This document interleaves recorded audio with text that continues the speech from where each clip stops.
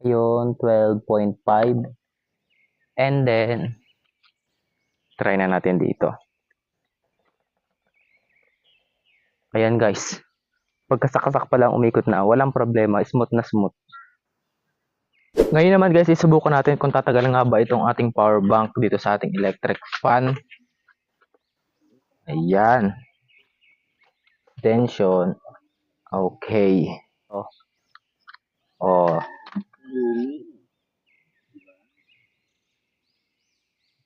Marami na ako mga power bank na sinubukang gamitin dito sa inverter na to, kaso hindi sila gumana. Ito na rin yung Rapo power bank na 20,000 mAh. Na-try ko na rin siya kaso hindi siya gumana dito sa inverter.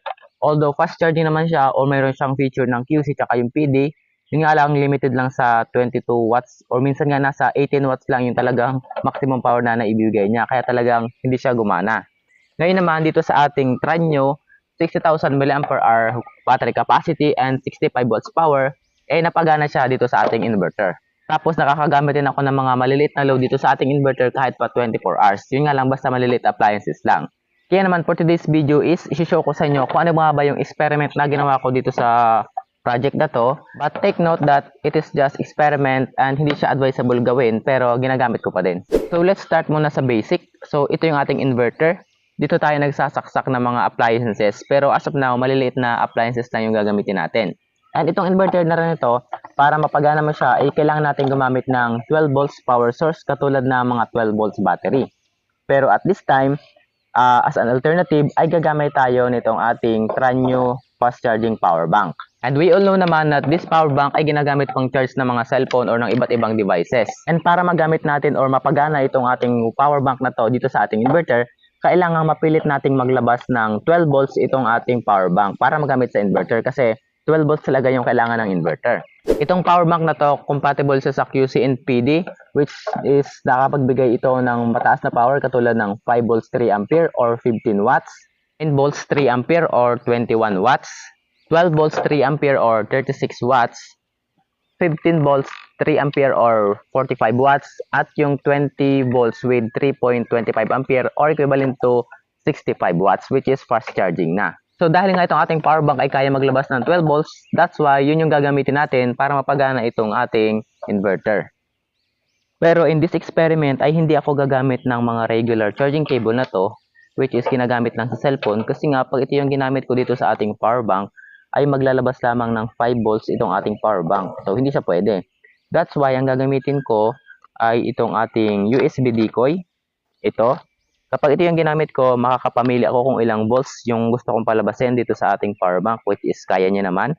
Katulad to, mayroon siyang 5 volts, 9 volts, 12 volts, 15 volts, at 20 volts. So ito yung gagamitin ko.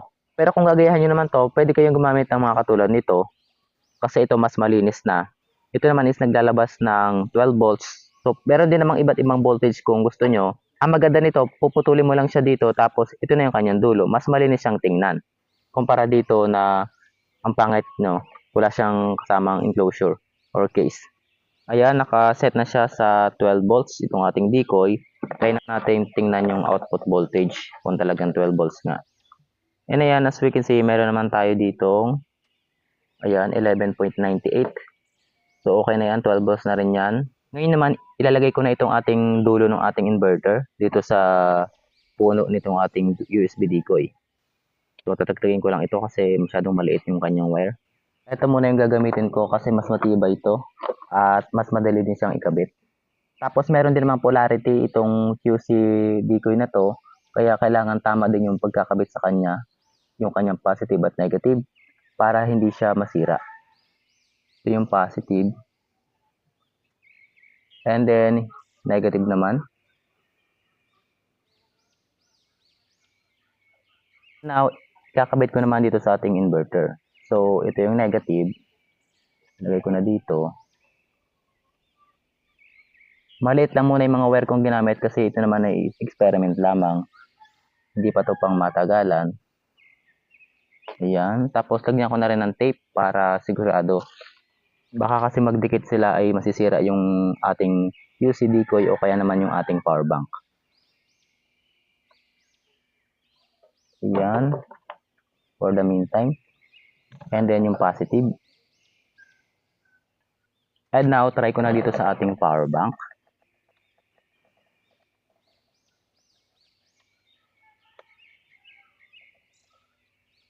And ayan, nasa 12 volts na yung ating output. Then, try na natin buhayin itong inverter. And guys, gumana na itong ating inverter. At as we can see, nasa kulay green yung kanyang output or 220 volts. Tapos, as we can see naman dito, nagbi-blink din siya pero sa camera lang yan. Sa actual naman is hindi. Okay, try natin maglagay ng isang maliit na appliances or ilaw, which is itong spotlight. AC to spotlight. Try natin yan dyan. Ayan, umiilaw na. Working na working naman siya. Ayan. Lakas naman. Nasa 10 watts. Ayan o. Nasa 10 watts yung nakukonsume nitong ating buong setup na to. And now, try pa nating maglagay ng isa pang appliances. Subukan ko dito sa TV.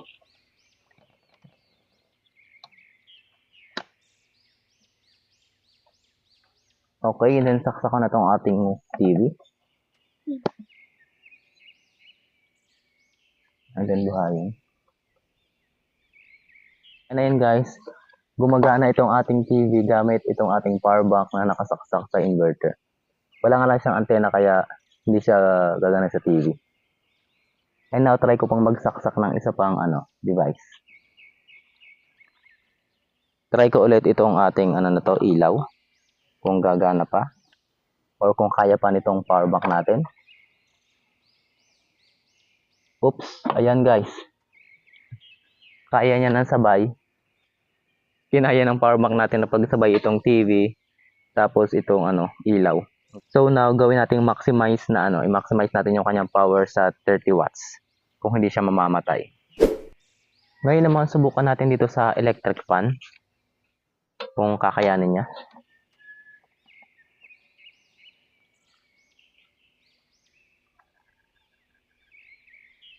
Ayun guys, hindi niya kinakaya.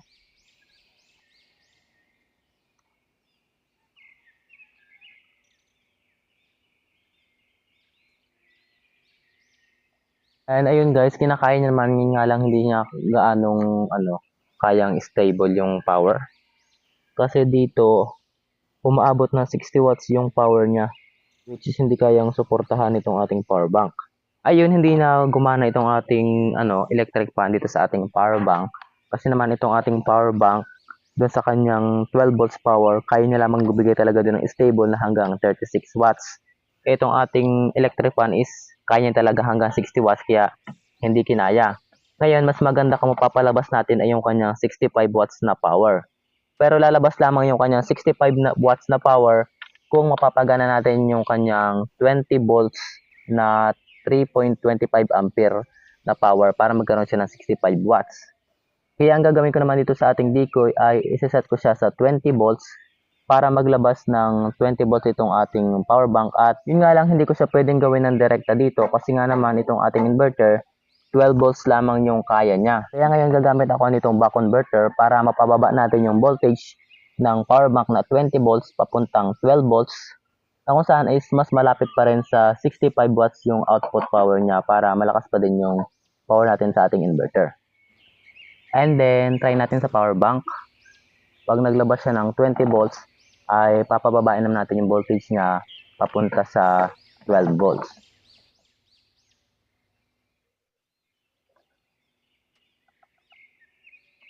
Ito, nasa 20 volts na yung output ng ating power bank. Yan, kita nyo naman 19.98 volts. And then, dito sa ating output, we have 13.43. Medyo, pababain pa natin. Ayan, 12.92 volts. Okay na yan.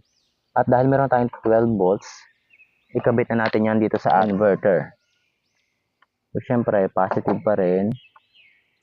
Ito. Dapat hindi tayo magkamali dito kasi talagang masisira to kapag magkamali. And then yung negative. O yan, okay na. Try natin ilagay sa ating power bank.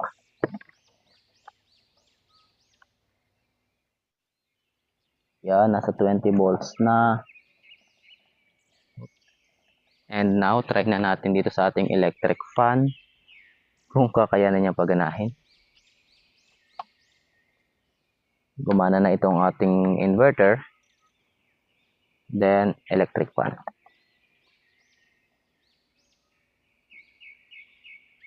Ayun guys.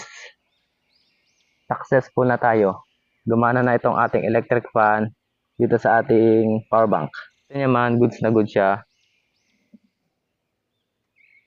At stable din naman yung ating voltage. Oh. Hindi siya nagbabago.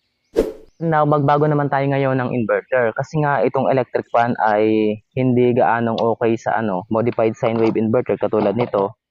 Kaya, itry natin naman dito sa ating dito sa ating pure sine wave. Yun nga lang, itong pure sine wave nito is medyo matakaw sa power. Kaya possible na hindi siya gumana o kaya naman ay mabilis malobat yung power bank. So, let's try. Okay. And now, buhay na natin tong inverter. Yan, 12.6. Nagbiblink siya sa camera pero sa actual hindi naman.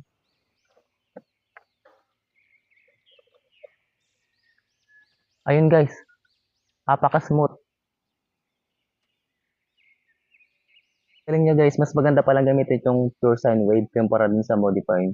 Kasi dito talagang smooth, hindi siya nag-blackout, hindi siya nag-blink. Doon kasi sa modified sine wave na ginamit natin, yung blue na yan, nag-power up siya tapos saka siya gumana. Pero dito sa inverter na to, napaka-smooth guys, walang problema. Okay naman, ang gagawin ko ay, naman natin to. I-fix ko na, ihihinan ko na siya doon para maganda siyang tingnan. Kasi ang pangit niyang tingnan kapag ganyan. So, try natin. And eto guys, tapos ko nang ayusin itong, inverter. Medyo okay na siyang tingnan. Try muna natin dito. Yan, 20 volts. Buhayin ko dito. Ayun, 12.5. And then, try na natin dito. Ayan guys. Pagkasakasak pa lang umikot na, walang problema. Smooth na smooth. And now, gawin ko muna ngayon ay lagyan ng extension para mas mahaba.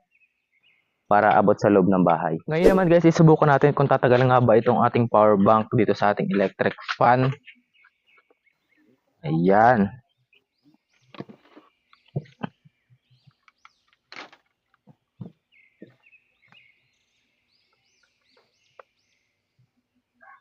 $20 volts and then buhayin ko muna. Bigtad. Nasa 99% pa itong aking power bank. Buhayin. Ayan, 12.6. And then gamit ang extension para makaabot kay Marites. Yeah. Extension. Okay. Ito naman. Ating extension. Saksak mo yun dito. Oh.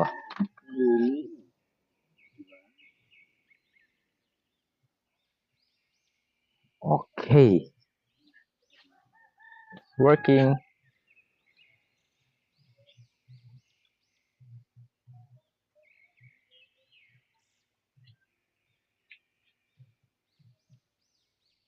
Ang oras nga pala ngayon guys ay 10:29. Alas 10:29.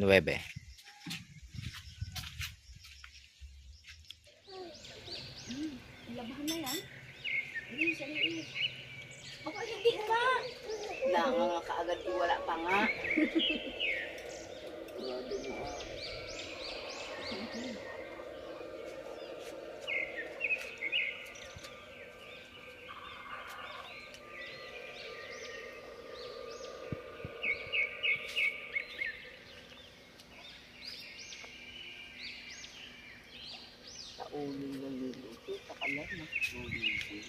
Ito na ngayon, nakatatlong oras na. Ang oras ngayon is 10:29 at umiikot pa yung ating electric fan. Tapos yan, buhay pa yung kanyang blower. Ayan, kailaw yung ating back converter. And then itong ating power bank ay may tira pang 16%. Ayun. Matibay din naman at talaga matagal din malobat itong ating power bank. Okay din naman yung ganitong setup guys. Hindi naman umiinit yung ating inverter. Itong power bank lang medyo warm siya ng konti. Kasi nga naman nasa 60 watts power yung kanya nilalabas. And yung ating back converter okay din lang. Okay naman yung ganitong setup. So far so good naman yung naging experience natin dito sa pag-experiment itong ating power bank at itong ating inverter. Wala naman tayo naging problema kahit na electric fan pa yung ginamit natin. And by the way guys, dahil nga 65 watts lang yung kaya nitong ating power bank at ito namang ating inverter ay kaya niya hanggang kahit 1000 watts, eh dito pa na tayo magbabase sa ating power source which is yung ating power bank. 65 watts pa rin lang dapat yung maximum capacity or power ng appliances na isasaksak natin. For example is yung aking electric fan na 60 watts kaya kinaya niya naman. Kung maggagamit pa tayo ibang appliances na mas mataas yung power rating, baka hindi na kaya itong ating setup at baka masira naman sa sobrang init. And ayun guys, kung gusto nyo pang malaman iba pang information dito sa power bank na to, meron akong ginawang review dito yan. Complete naman yung review na yan. Panoodin nyo na lang kasi talagang napakasulit din naman itong power bank na to.